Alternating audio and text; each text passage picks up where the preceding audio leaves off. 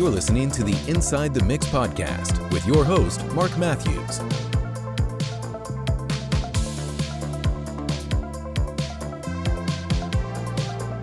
Hello, folks, and welcome to the Inside the Mix podcast. If you are a new listener, make sure you hit follow on your podcast player of choice.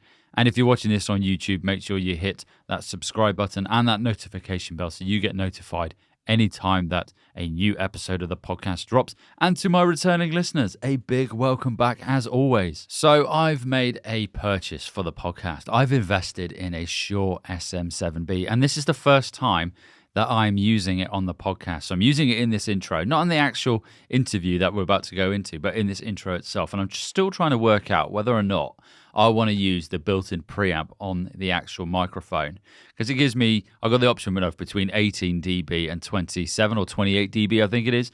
Or alternatively, at the moment, I've got it running just using the juice from my interface, which seems to be more than enough. So I haven't quite worked out which way I want to do it yet. But with my voice being quite loud as it is, I'm finding that I'm not needing a preamp. So there is one built into this microphone, but you can get the version with a cloud lifter, for example. But keep an eye out. I may release a video where I'm A/Bing it, who knows. But at the moment, really enjoying it. It's very, very nice. It's a very nice microphone. So in this episode of the podcast, I am joined by Jen Fritz of Fritz Media and the FM podcast, and we discuss digital music marketing strategies for independent artists and what that might look like in 2024. We talk about navigating changing landscapes and the ever-evolving world of digital music marketing and some key trends or shifts that Jen has observed in 2024 and what you, the independent artist and producer, should be aware of. We talk about social media strategies, algorithms constantly changing, what strategies that Jen recommends for independent artists to maximize their reach and engagement on platforms like TikTok and Instagram. We discuss artists in 2024 pulling back from social media. We discuss the constant dilemma. Are we artists or are we content creators or are we something in between? And then we discuss what long-term music marketing strategies should artists employ to build a sustainable career in music, and how can artists cultivate a loyal fan base and monetize their music effectively and efficiently in 2024. And then we wrap things up with Jen's one key piece of advice for artists navigating the evolving landscape of digital music marketing. So that's enough waffle for me. So let's dive into this episode with Jen Fritz of Fritz Media and the FM podcast. Hey folks, and in this episode, I'm very excited to welcome my guest today, Jen Fritz of Fritz Media and the FM podcast. Hi, Jen. Thanks for joining me today. And how are you? Oh, hello. I'm doing great. Thanks for asking. As I was saying off mic, I've got a little bit of a cold or something, so my voice is a little raspier than usual. So, enjoy that. Yeah. Yeah, it's one of those ones we got to lean closer into the microphone as well, isn't it? So you can fully accentuate the raspiness of your voice. No, thanks for joining me today. It's always nice to have another podcaster on the podcast as well. Mm-hmm. At least it'll I need to do more good. of it. Right. Well, yeah, exactly. Yes. Yeah, we were discussing that off air, weren't we, about the difference in microphones that people use and whatnot. So, yeah, 100%. So I'm just going to read through your bio that I've got here that's been summarized. So you've got a deep-rooted passion for music, cultivated from a diverse upbringing surrounded by Willie Nelson and ABBA. That's quite... ABBA is... My parents tried to drill ABBA into me growing up. I love it. And they still maintain that ABBA is the major influence on me, and I'm into heavy metal, and I don't see the correlation. But there you go. They still maintain it. So your journey began in radio, progressing through various roles and stations across Alberta and British Columbia. Transitioning to Vancouver, you embarked on a career in the music industry, initially at Network and New Music West, before serving as VP of Media Relations at Frontside Group. And in 2009, Jen ventured into freelance publicity, collaborating with esteemed clients such as the Vancouver 2010 Olympics and Sony Music Entertainment. And this experience culminated in the establishment of your own music publicity and digital marketing firm, Fritz Media, which is why I've got you on the podcast today, because we're going to be talking about digital music marketing, put my teeth back in, for independent artists and what that might look like in 2024. Yeah, exciting stuff. Yeah, I'm excited to be here. Thanks so much for having me on. No, it's my pleasure. It's my pleasure. So I think it'd be quite cool to start with sort of navigating the changing landscape. So I think it might be good if you could sort of talk about the ever-evolving world of digital music marketing. So what are some key trends or shifts I know it's early in the year, but that you've observed in 2024 that independent artists should be aware of? I think, you say the ever-evolving digital landscape. I mean, and that's really important because when I started actually doing publicity, as you said, I started in radio. I made the switch from radio to, the music industry in about 2003. And, if I even think back to 2003 and when I started doing publicity and, I was doing radio promotion as well when I first started, what my job was then and what my job is now in 2024 are two completely different jobs.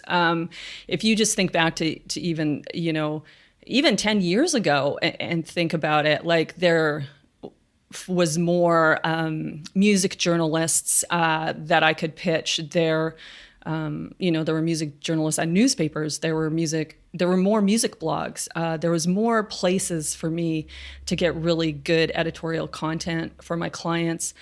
Even 10 years ago, social media wasn't the same as it is now. It was different. And then, when I started, there was no social media. So essentially, as the years progress, my job has become more and more and more and more. And it's just it feels like there's one more thing to add to the plate. And I really think that that's how artists feel as well. Mm-hmm. It's just one more thing to add to the list. It's you have to make the music, but on top of that, you're expected to also create all of this content online. And I think that there's actually a really big pushback about that right now, because it's what am I? Am I creating music, or am I creating content, or am I creating both? And I think a lot of artists kind of get stuck in the weeds on that and kind of forget why they're making music in the first place, right? They can get wrapped up in, trying to go viral on TikTok or trying to make something happen on Instagram. And, it has to start with good music at the core, right? So that should be your focus first and foremost. So, going back to your point of, what kind of trends are we going to see this year? I think we're going to see more of a pullback from artists on social media. Personally, I think a lot of artists are getting fed up with it. There are those artists, there's TikTok artists that specifically make music and do it on TikTok, and good, that's great. That's the platform for them. But I think that, I say this to our clients, you don't have to be there. You can find a platform that works for you. If your fans are on Instagram, sit on Instagram and make your content there and speak directly to them. Don't worry about, making what's trending on TikTok, trying to hop on the trends, all of that, because we all know how time consuming that is. We know how long it takes to make that content for something that may not get looked at by anybody, to be honest. Mm-hmm. And so, it's important to focus your time to where you think people are going to appreciate it and see it. Yeah. So that's just one trend I see. I mean, I could be wrong, I was going to say that what you said there perfectly resonates with me as an individual, to be honest, because I'm an artist as well, and I release music as an artist and producer, and with the podcast. And it's interesting you mentioned about pulling back from social media, because I was quite heavy on it last year in terms of promoting the podcast mainly, and then I released an EP and I was focusing on that for a set period of time. But it got to the beginning of the year and I was quite drained, to be honest, of social media. And I thought, you know what, I'm going to take a step back. I'm still going to put new podcast episodes and promote the podcast episodes and whatnot, but I'm just, because it's like you mentioned, I think at one point I had the mindset of, okay, I'm going to use this trending audio because I want this particular reel or TikTok video to hopefully, maybe, didn't, but go viral.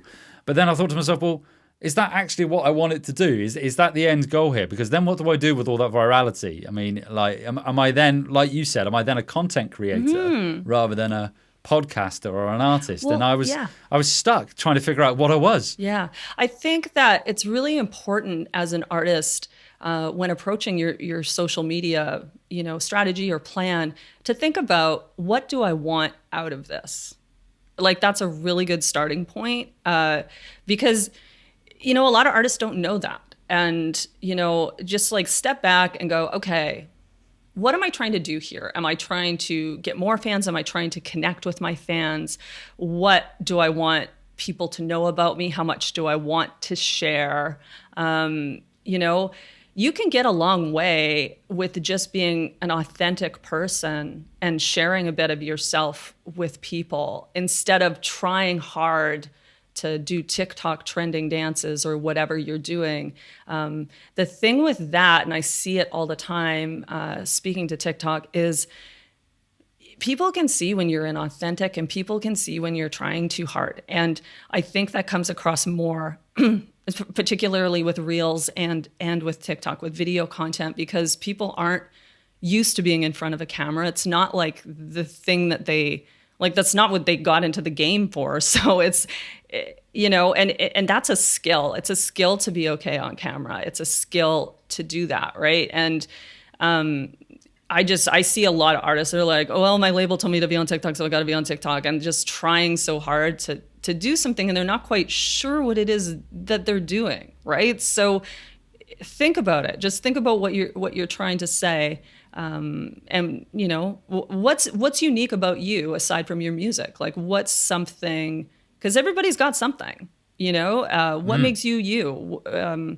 What do you think that would connect with your audience? Do they want to maybe hear you talk about, oh, I just thought of this idea of a new song, and you play a little bit of it on Reels? Is that something that's going to connect? Or hey, oh my God, I just discovered this new band. Like, if you're a music lover, I think that goes a long way. That kind of content I love to hear from artists. Like, oh my God, have you heard of this band? Check it out. Like, they're so cool. That kind of stuff goes a long way too. And sometimes we don't think about those sort of things because they seem too simple, but they're so easy, and it's such an easy connection as well, right? Yeah, it's all great stuff, and I totally go with what you said there when you mentioned about like knowing what you want to use it for. And I had this conversation with an artist called Sunglasses Kid, and it wasn't on the podcast episode, but we discussed it off air. And he said to me, because he'd gone viral basically with I listened to that content, episode. So Yeah. Oh, did you? Fantastic. Yeah. It was really, really good. It was great to see a year later how he'd got on.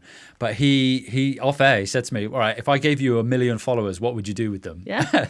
And I was like, you know what? I don't actually know what I'd do with them. Like if I had 1 million, obviously I'm at that point where I'd be like, well, I'm going to have to continue churning out this content that they all like. But I was thinking to myself, actually, is that the end goal, to have that?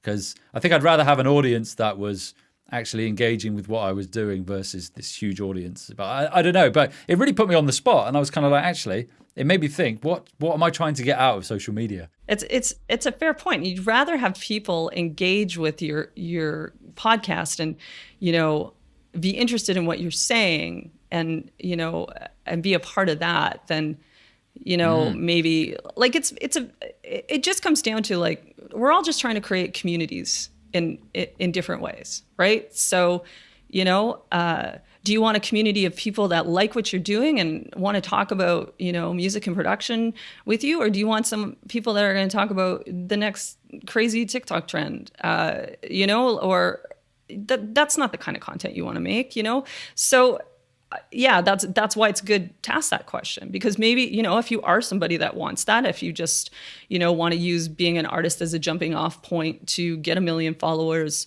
on TikTok, that's fine too.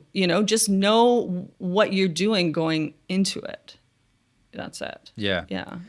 A question springs to mind, actually. It's kind of playing devil's advocate, and it's not on my list here, but if you were to talk, because you mentioned there that you're an artist and they, for example, were told by their record label that you need to jump on social media and start doing some trending stuff. What if you had an artist that was sort of saying, actually, I don't want to be on social media? And I mean, if they were to say that and they still want to have that push and that promotional aspect of them, is there still...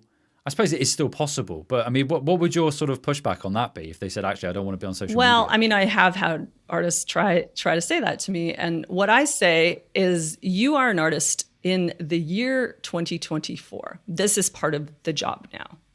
I'm sorry, that's just unfortunately how it is.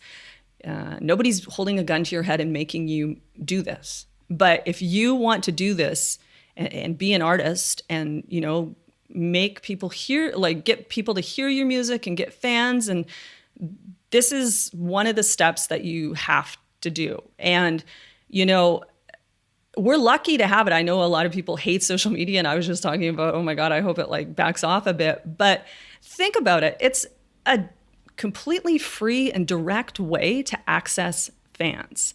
Like, imagine 20 years ago, like how that would have blown people's minds to be able to have that access to your fan base or potential fans. You can reach out directly. You can create the narrative. You can show people only what you want to show them.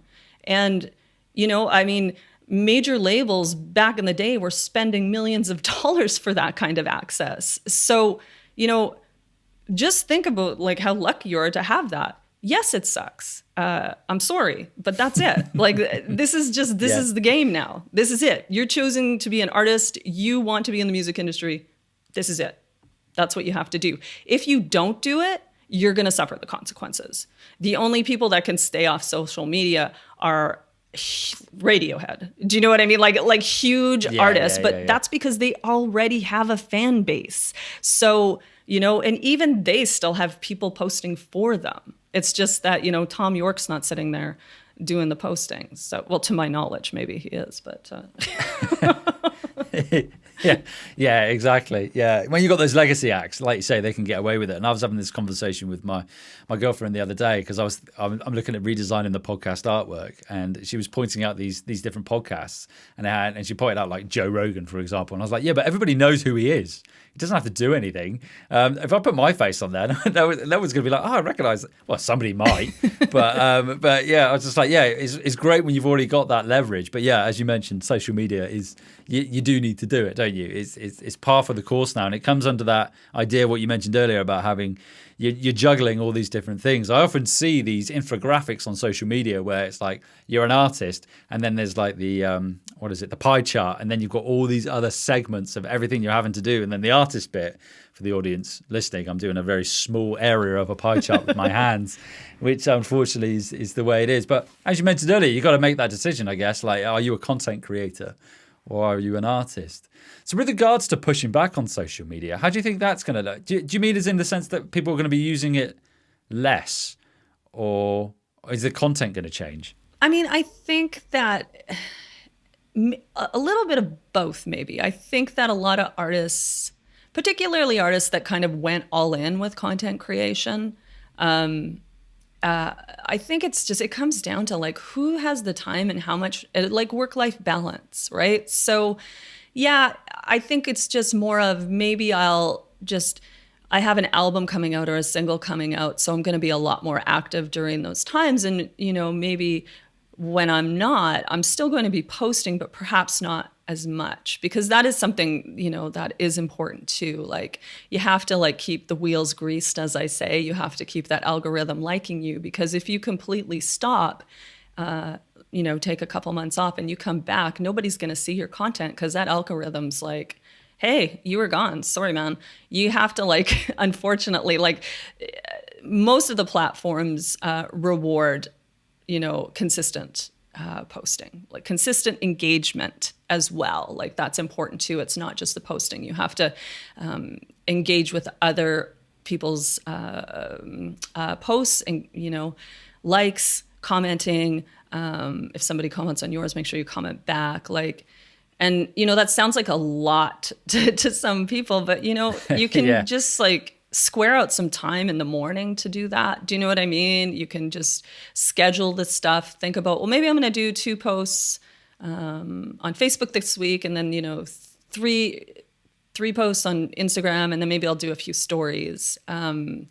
And just like, it's good to just kind of think about what your week is going to look like. And then, you know, have some room for some spontaneity. It's always nice to do that if you're out and about, to do a nice little story, you know, or I'm in the studio and here's another, you know, those sorts of things. But yeah, I think artists get stuck on, I have to post. What should I post? I don't know what to post. And it just, then they just don't post, you know, like it just becomes like this, almost like they freeze up, like they can't do anything.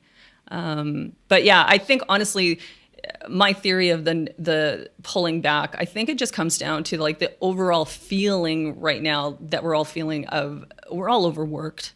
And I think the pandemic kind of did that to us, that like, maybe we don't have to like work as hard. Maybe I need more downtime. Maybe I should, take more walks in the forest. I think it just comes from that sort of thing. Yeah, I'm all for walks in the forest. I live in quite a rural area, so I'm all for doing that. Yay. So it makes perfect sense to me. Yeah, exactly. I love it. It's brilliant.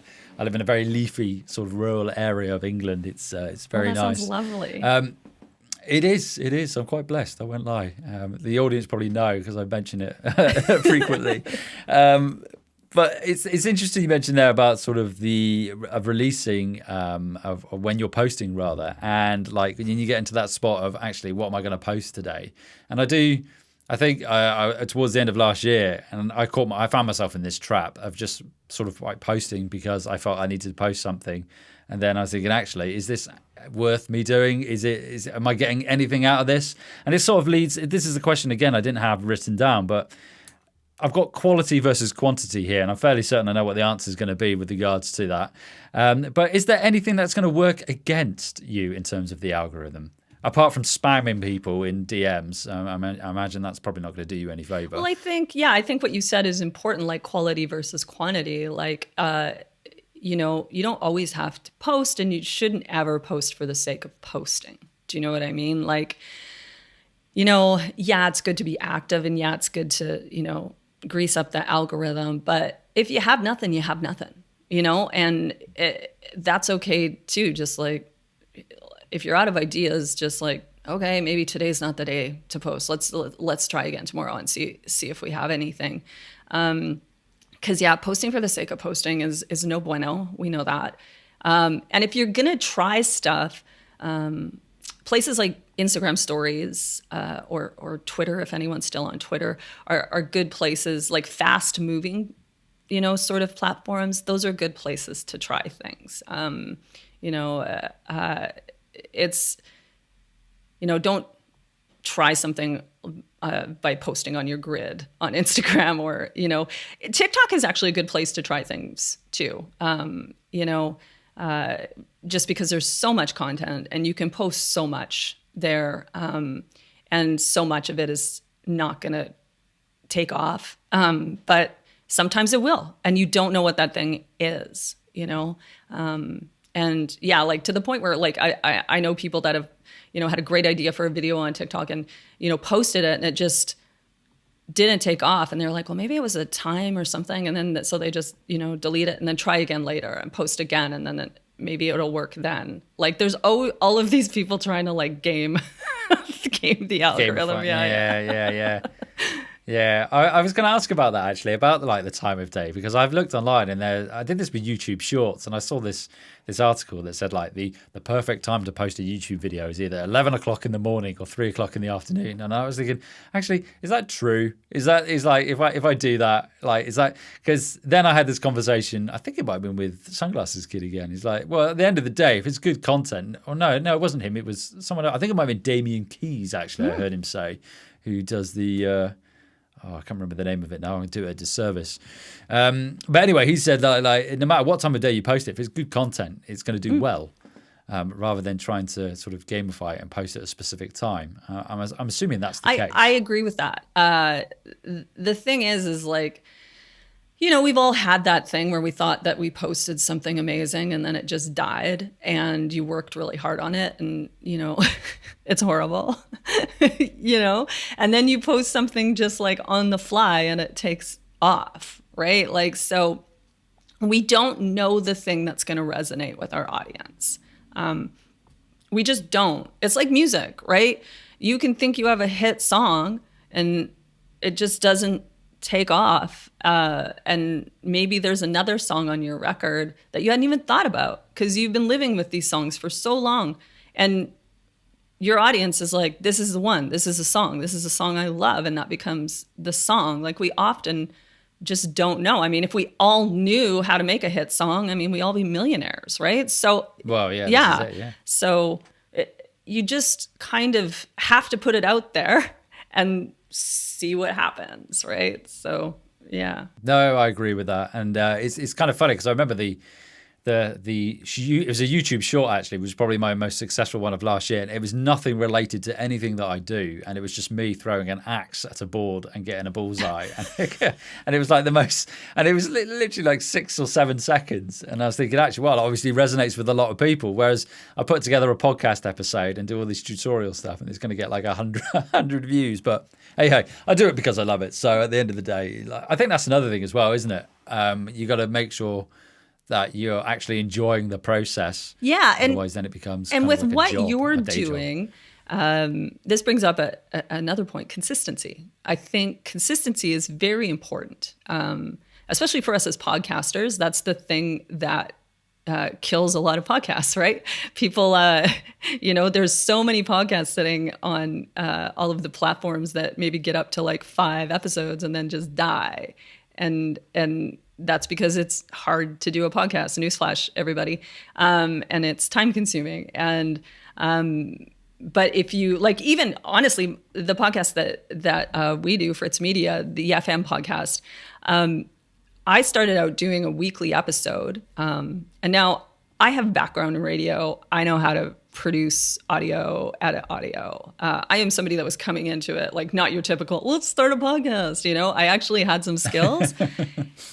It helps. Yeah. And even I was like, oh my God, like I do not have the capacity to do my job. And also, edit, write, and produce this podcast every week. So I ended up we did 20 episodes of that first season. And I was like, we're doing seasons. I cannot do this every week. So now we just broke it down. I'll take a couple months off or sometimes longer, and then I'll come back with another season and do 10 episodes. And that just kind of works better. I often say that to people with regards to the podcast. And like when I started it out, I was very much of the mindset of like, I'm going to start a podcast. And having the background, as you mentioned there, like I've got a background in audio, so I knew how to edit and all that sort of stuff. And I mean, I can edit a podcast now, like this one we're doing today. I could probably edit it in about 10, 15 minutes and get it up and done. But that's 128 episodes in now, being able to do that. It's taken its time. But yeah, there's so much that goes into it that I didn't realize. And I started out doing it fortnightly, and then I moved to weekly. And now I've sort of got it in a nice rhythm, but I'm having to play the game of where you're sort of batching content and making sure I've got 3 weeks in the bank in case something comes up and stuff. But yeah, 100%. Yeah. And as you mentioned there with podcasting as well, it is consistency just with anything. And it is, and it pays off. You got to love it to do it. But it does pay off. And the thing with like what you're saying, you're creating this YouTube content, and you have this podcast, that stuff is always there for people to find. So like with my podcast, even when I'm not producing new episodes, I still have listeners because that back catalog is there. So there's always people, finding it and discovering it, like music. Music's always there. It's always there for you to find and discover, right? So, and you never know when someone's going to find it. So yeah, that consistency does pay off in that way. And it's, good to think about it, like not be like, well, I didn't get a lot of people, listening to this last one and whatever. Because, when I started, I was doing that. And now, like, I look at it and, people just go in and listen. And we have it's incredible to me that, somebody will discover it in some way and then, listen all the way through to every episode. And, I don't know. I think that's great. I think that's where that's where you win with consistency. Yeah, 100%. And like you mentioned then just now with podcasts in particular, when you said you get to 5 episodes, you've got that like podcast graveyard that you can see in various places. I'm not throwing shade on podcasters here, but you've got like podcasts where they get to 5 episodes, and then I think there is a big statistic, large number rather, of podcasts that don't get past the 10th episode purely for that reason. If you get hung up on the listeners, and I see this in groups on social media where you'll see a post and it says, my podcast I've done 10, 20 episodes and I've only had 100 downloads. And you say, well, I mean, you are right at the beginning now. You need to come back in sort of like 100 episodes time and then see where you're at. But yeah, and I think it's important, like you say, not just with podcasting, but with anything. I think with music as well, is not to get too disheartened by numbers and metrics. No, especially in this day and age, like where we see older music being rediscovered, like on TikTok. You know what I mean? Like there's a band here from Vancouver, Mother, who TikTok just loved an old, like a 10-year-old song of theirs, and it blew up. And cut to like a year after that happening, they're on a European tour opening up for Imagine Dragons. Like, you don't know what's going to happen, but you made that music and you have it on the platforms. And, you know, a group of people found it and were like, this is amazing. Let's do some stuff with this on TikTok. And that can just happen. But it's important to be ready for that when it happens, because, you know, there's another side of that story where Mother could have been not even prepared, but they are a band that have been, you know, consistently performing live and are a killer, like one of the best live acts here in Canada. So when the call came, they were ready to go. Yeah, I can imagine. Yeah. It's really interesting that you mentioned that, because this is a conversation I had with someone the other week, and it was a case of, I was like, well, what's your number one bit of advice that you would give to yourself way back when, that classic question? And it was, be ready for when that call comes. You don't know when, and it may never, but you need to be ready. If a label turns around because you suddenly blow up and they say, we need X, Y, Z, or you have a song or a snippet that goes viral, and then somebody reaches out to you and says, actually, have you got a folder of beats that I can go through because I really like your stuff? You need to be ready for that. You don't kind of want to be just thinking, I think that comes down to where you need to take what you're doing seriously, I guess, isn't it? Like, if you're going to do it, you need to be serious. That's really true. And I mean, if that happens too with artists, like I have friends that are music supervisors, and, you know, that world works very quickly. And so if they need a song, they need it right away. And if they go to an indie artist and are like, you know, can you get me the song, blah, blah, blah, blah, and that person doesn't have the rights sorted out, that person doesn't even have the metadata on the song, they're going to very quickly move on to the next thing. If you do not have your shit together, and if you are not treating this like a business, you are very quickly going to lose opportunities. Yeah, so be prepared is so important. It's true.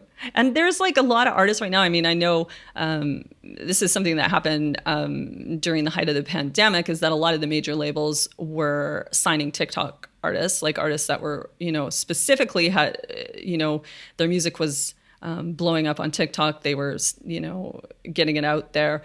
And now we have artists that are from social media platforms being signed to majors, performing at huge festivals with absolutely zero experience in live performance. You can't just go on a stage and perform, my friends. Now, you know, like back in the day, you know, we had a system where you worked hard to get to that point. By the time you got to the point that you were signed, you had put in the miles, you had put in the work, and you were ready. And now it's just like, you can blow up so quickly that you have these artists that are just ill prepared for it. And I think that's why a lot of people are, you know, maybe dismayed about the state of music too, because they're just like, it's not real, it's not authentic, or, you know, whatever people like to complain about. There's plenty of great new artists out there. I obviously don't feel that way, but, you know, some people may say that. It's that classic, isn't it? You got to cut your teeth on the live circuit. Being in a band, as I was many moons ago, and we were playing to the sort of sound engineer, sound guy and his Exactly. dog in a venue. You know, you got to cut your teeth doing that. And that way, when you do get to that position whereby you can play these, you've got that experience, and you've also got quite thick skin at that point as well, I find, having done those shows. But yeah, I think you can get like somebody who's got that one song and then they hit the stage and then like no one knows any of their other catalogue, or the rest of their catalogue doesn't hold up against that one song that's done really well. So yeah, I think I can see how you can become quite disillusioned maybe with the music industry, but I think there's parts of it that are good as well, I guess. Well, I mean, yeah, it's just we're in a weird state right now, right? Like we have this one side of the industry that's still trying to do it like it's a brick and mortar system, like the olden times, and then we have this other side that is the tech industry, and that's the problem. The problem is I think we all know that the music industry just waited too long to accept the fact that it was going to become the tech, like more tech based. That, you know, like when Napster happened, they just dropped the ball. They tried to make things go the same way that they were for too long, and now we have artists making zero money, and that's what happened. So, yeah, I think that honestly is for me with my artists and my clients, the biggest problem I find, pardon me, is lack of education about the music industry, as well as lack of digital literacy. And, you know, that comes into play a lot, especially with social media, especially with digital marketing. Like if you're doing ads yourself, if you don't know how to do that, that can be overwhelming. It's really hard. But what I always say is, you know, again, you're lucky because you have the entire internet at your fingertips. And there's so many resources to figure it out. And, you know, so what I do if I don't know how to do something is, you know, Google it or go to YouTube, or even TikTok has lots of music education on it as well. So if you're like, oh my God, I don't know how to do my Instagram ads, how do I set up YouTube ads? You can really quickly figure out how to do it. You know? Yeah. So most certainly. Like you say, everything's at your fingertips, specifically with YouTube. I mean, you can find pretty much anything you want. Yeah, 100%. It's all there. Digital literacy is really interesting because I was once upon a time a teacher, and I used to teach computer science and music, and digital literacy was huge, and I was a massive advocate of that, specifically over here in the UK, and obviously it's big everywhere. And I couldn't stress enough how important it was for people to have digital literacy. And this was pre-pandemic, and then the pandemic hit, and then I was like, my case in point right now, like people need to know, like, and that sort of expedited the process of people becoming digitally literate. But it's still the case now, I find. I don't know. Maybe it's individuals like to bury their head in the sand and think, actually, I don't want to know. There is a lot of that. There's a lot of that too. But I mean, I have it like every day with my clients. I have it, you know, I have to know it because of the job I have. So I am constantly educating myself so that I can be good at my job. That's what I do. And I think that artists need to think about it that way as well. Again, it's 2024. I'm sorry, I apologize for all of this stuff that you have to do, but this is the world you live in. Yeah, it would have been better if it was the 80s and you could sit back, but that's not how it is. And again, there's so many resources. And actually, you know, that's the biggest reason that we started the FM podcast. Like I started it, you know, mostly for, you know, it's great marketing for my business, Fritz Media. So it kind of started for that. It was kind of an extension, a good way to market the business. And then 2 is education, because I just was like, I need to have a place where I can point artists to, like, you don't know how to do that? Here, great. I've got a great episode on that. And, you know, there's lots of great podcasts out there that we'll teach you as well. Like you have one. There's the new music business one with Ari Herstand. Is really good too. I listen to that. I learn a lot on that one too. And there's like tons of others. So yeah, it's just, it is a head in the sand thing, I think, too, because they're just like, oh my God, I don't want to learn how to do this, or I don't understand how to do Instagram, or like, it's just, and I'm just like, well, I'm sorry, but you have to. So if not, maybe go sell insurance, because this is the job. I think maybe some of it also comes down to, and I'm hold my hands up to this. I watch videos at 1.5 speed, 1.75, and I want everything immediate. I want the answer now. And I think there's an element maybe of, with particular, I'm not going to do any shade on generations and stuff, but like, if it doesn't happen right away, then I don't want to know, sort of thing. Like, I want that immediate return on my investment. Whereas, like we were saying earlier, consistency, just keep doing what you're doing. Eventually, it will pay off. That's 100% true. And I get that a lot, particularly when artists hire us to do publicity. To use your pie chart analogy again, if you're hiring a publicist, that's one piece of the pie in selling your music. Like, it's not like you hire a publicist and everything happens. That's just one small thing to help with the marketing of your music. There's like a million other things that have to go along with that. And, if you had a record label, they would do those things for you. But if you don't, that means you have to do them. And, a lot of that is going to fall by the wayside because you're just not going to be able to do it. But, most artists can't afford to hire a publicist. So that's usually like the first thing that they'll do. They'll hire a publicist, and then they'll be like, we'll run an incredible campaign for them. And then they'll be like, well, nothing happened. Like what? I have like, it did, they just, I don't know what they thought would happen, but it certainly was not going to be the thing. Like, maybe they thought they would get like way more Instagram followers, or, more Spotify listens than they actually did. And the thing with publicity is like me getting people to listen to your music and write about it, or me getting people to listen to your music and add it to their playlist, or, it's like I'm helping get the word out there about you. It's not a one-to-one thing. And it never has been. Like, if you were on Jimmy Kimmel and did a live performance, now is different. But even back in the day, that didn't 100% necessarily agree that you were suddenly going to sell millions of albums. It's like that one thing doesn't all of a sudden do something for you. And a lot of younger artists get stuck in that. They're like, but I'm paying you money. Like, where's my superstardom? How come?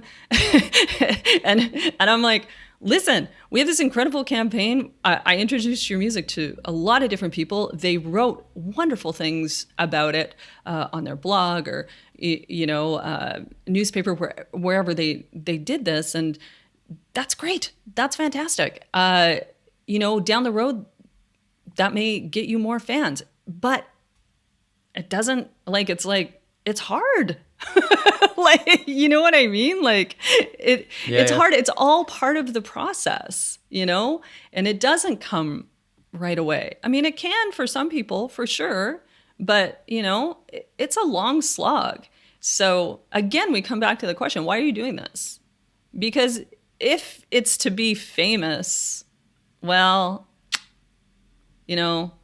that's, it's not going to work out for you. Yeah. But if you just want to get your music out there, if you are creating, like most artists I work with, they just have something to say and they want to get it out there. And so that's what they're doing. So you start there, you create your art, you put it out there, and then, you hire someone like me. I do my best to make sure people listen to it and, write nice things about it, or tell other people about it, do interviews with you, all of those lovely sorts of things. And all of that helps, right? All of that helps to get it out there and to get other people to discover you, because that's getting harder and harder, right? Musical discovery. I'll ask you a question. How do you find new music? I find new music. At the moment, I would say I go on Spotify, and then of late, I've been using the Spotify DJ feature, which curates what it thinks I want to listen to based on my previous. So it's using artificial intelligence, basically. So I've been using that, and there's that, and then it's recommendations from friends. So it's a mixture of the two, but I would say it's heavily in favor of artificial intelligence on Spotify. Yeah, I think a lot of people find it that way. Yeah, for me, it's honestly like TV shows or movies. Like I Shazam all the time. I'm always Shazamming. I'm like, oh my God, what's that song? And it's like a song I never heard from like 10 years ago, but it's so good. Shazam's an interesting one. I don't know if it's as prevalent over here because I look at my Apple Podcast stats and I see every now and again I get Shazammed. And I was like, and I keep questioning myself. And I was like, does Shazam still exist? And obviously it does. Maybe I'm just way out of touch with Shazam. But yeah, I suppose I used to find a lot of music via TV and film, but I would say it's less. I think it's because I spend more time now in the studio. And when I'm doing admin bits and pieces, I've just got Spotify on and then I'll do, latest releases or whatever it's called. And I have that come through as well. And I find a lot that way. YouTube's quite good as well. I find when YouTube creates a mix for you based on what you've been listening to previously. And I often find that I go down a rabbit hole of sort of older music on YouTube versus Spotify. It's new modern. Music. I say modern, not modern, but new music, yeah. Whereas on YouTube, it will present to me old, because I like metal, rock, and classic rock and stuff, and it'll bring up a lot of that. But no, it's interesting you mentioned Shazam. Yeah, Shazam. Yeah, that's it. And also I listen to a lot of like podcasts, like music podcasts. There's a NPR, the American Public Radio Station, has a New Music Friday podcast that comes out every Friday, and I listen to it religiously every Friday because it's just like, here's some of the albums that are out this week, and it just kind of keeps me a little current. So because there's so much that sometimes I'm just like, who's this now? Like. Yeah, I know what you mean. I do that with Radio 1 over here, just so I know. Yeah. I mean, for the most part, what they play on Radio 1, I'm not a massive fan of, but I like to know what the current music trends are and where the music industry is going in terms of what people are listening to. And occasionally I hear something, I'm like, I really like that. And then I go and research it. And then a lot of the time I'll write a song in that sort of format. But I like Radio 6. I think that's a good one. I don't know if I've listened. Have I listened to Radio 6? I've got Radio 6, Radio 4. What do they play on Radio 6? Radio 6 is like more like alternative-y, sort of. Okay. I think that's what it is. I don't think I've ever listened. I didn't even know that. This is going to sound really bad. I didn't even know there was a Radio 6. I thought it went as far as Radio 5, which was live sport. Yeah, it's BBC Sounds. Right, BBC Sounds. Yeah. I get you. There's always I discover, because to me it's like, again, we're probably getting, I know it's more of a global industry, but it's like, obviously you're going to get different stuff than, you're going to hear different things than we might hear, right? So it's kind of always been that way. Mm-hmm. I like to know what's going on in the UK. It's interesting, the music industry over here. I'm always intrigued by the radio stations. Admittedly, I'll hold my hands in the air and say I don't listen to any American radio stations. Maybe I should, but I'm always intrigued in terms of how they work. And maybe I'm going to do a bit of research. So if you can recommend any, or Canadian ones rather, any Canadian radio stations that are worth listening to keep my ear to the ground of what's going on over there. I don't listen to a lot of commercial radio, for one. And I'm like a podcast geek, so I see. Yeah. So I honestly, it's music or podcasts when I'm listening to anything. Well, I listen to radio when I'm in my car. That's the one time I'll actually listen to like an actual radio station, and I'll just like surf all of like the top 40 and rock stations to see what's happening. And sometimes I'll be like, what the hell's that? I don't even know what that is. I used to do that when I had a DAB radio in my car, but I got this old car now, and then it's so shit that the radio is basically just AM and FM radio. So I've basically got the local radio station, or I've got like Radio 1 or something like that, which I guess in a way kind of makes me listen to modern. If I didn't have that, then I'd be listening to something totally different. But like I said, I think when I'm out and about walking or I'm at the gym, it's podcasts. Yeah, same. When I'm in the studio working, it's music from Spotify. So that's kind of the way I balance it. And then in the car, like you, I listen to commercial radio. So maybe that's a podcaster thing. Yeah, maybe. That's what podcasters That do. must be it. Maybe. Yeah. I got another interview with another podcaster later this week, so I'll ask the Yeah. question in terms of that's a really good one actually, what they listen to. It's quite interesting.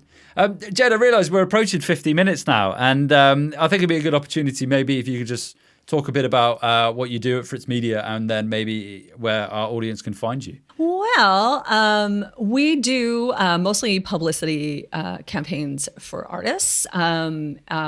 What that means is if you have a new single or a new album coming out and you're looking for someone to help you promote it, you would contact us. We have lots of great different campaigns. Our most popular ones are single campaigns at the moment, just because, we're living in a single-based sort of economy with the music industry. I think right now there's people that are less interested in albums. I hope that does change.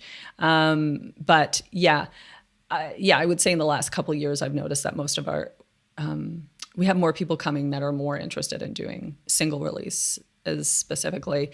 If we do album campaigns, like we do either 3 month or 6 month, we can do a longer one. But if we do like a 3 month, you can release 2 singles, leading up to the album release, and we help you promote the singles as well as the album. And depending on your campaign, we're probably mostly going to be pitching to online outlets, music blogs, as well as Spotify user-generated playlists, not the editorial, but the Spotify user-generated playlist, because every little bit helps, I believe. We are a Canadian music publicity company, but we do have a global reach, and I think that you'll find that most publicity companies do this now because there's only so many places I can pitch. But I can also pitch places in the UK. I can also pitch places in the US where I think that they might be interested in an artist's music. So, yeah, that's basically it. If you're looking to get more people to listen to your music, that's what we do. We want people to know about you, and we want them to write nice things about you. And then what happens is you can share those nice things on your social media and say, oh my God, look at what this blog said about me. They said I'm amazing, because that's all part of it. And, when you have an active campaign going, that's continuous content coming your way that you can share on your socials as well. But artists get shy about that too. It's so weird. They're just like, I don't want to share another thing. And it's like, well, you don't have to share everything, but let people know stuff's happening. Got to celebrate your success. Yeah. Oh yeah, I'll end it. We're at fritzmedia.ca if you want to find us. And if you want to listen to our podcast, it's the fmpodcast.com. Lovely stuff. I'll put links to both of those in the episode description. So folks, do go and check out the brilliant podcast. And also, if you are releasing a single and you want that help, make sure you go and check out Fritz Media. I highly recommend. Jen, it's been an absolute pleasure chatting with you today. It's been great to talk social media and sort of music marketing. It's the first one of the year. And I always find it really interesting. It's really, really interesting to see where what I'm seeing is the same as what sort of someone who's a professional and working day to day in that industry is seeing something similar, which is kind of good for me, because it makes me think, actually, maybe I'm onto something on the right track. Yeah, you feel better. You're like, maybe I do know. Yeah, exactly. Yeah, exactly that. Exactly. I really like what you said about pulling back from social media, because I found myself doing it. And the fact that you've mentioned it now makes me think, actually, I'm not the only one. Oh, you're not. Let me tell you, you are not the only one. Yeah. Fantastic stuff. Well, I will leave you now because I appreciate it. It's early in the day where you are, so you can enjoy the rest of your day, and I'm going to go and have some dinner. So it's been absolutely great chatting with you, and I will catch up with you soon.